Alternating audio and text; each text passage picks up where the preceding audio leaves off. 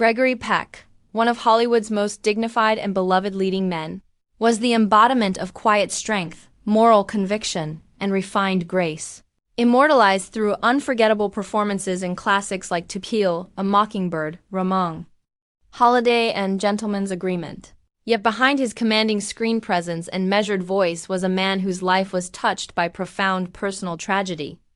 Born in 1916 in La Jolla, California, Peck's early years were shaped by instability when his parents divorced while he was still a child, leaving him to spend much of his youth away from a traditional family home. A wound he later admitted lingered throughout his life. His career skyrocketed in the 1940s and 1950s, earning him the admiration of audiences and peers alike. But even as accolades and fame poured in, sorrow struck in ways that would leave permanent scars. The most devastating moment came in 1975, when his eldest son, Jonathan, a talented news reporter, died by suicide at the age of 31, a loss that shattered Peck's world and left him grappling with grief for the rest of his life. Friends noted that the tragedy deepened the compassion and humanity he brought to his roles, but it also weighed heavily on his spirit.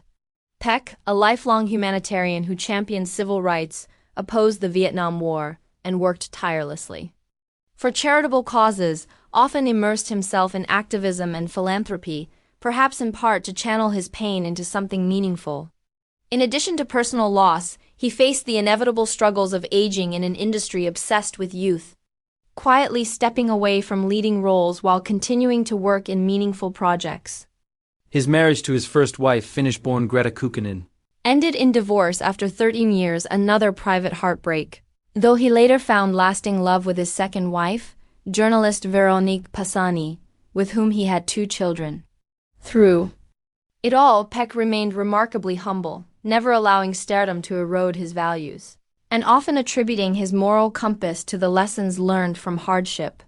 Even in his final years, as his health declined and he withdrew from public life, his legacy was defined not just by the strength of Atticus Finch or the charm of Joe Bradley, but by the quiet resilience of a man who endured the kind of grief no parent should have to face.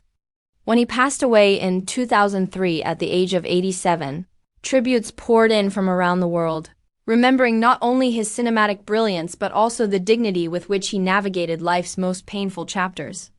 Gregory Peck's story is not only that of a Hollywood legend but of a man whose heart bore the weight of unimaginable loss. A reminder that even those who seem larger than life are not immune to life's deepest sorrows.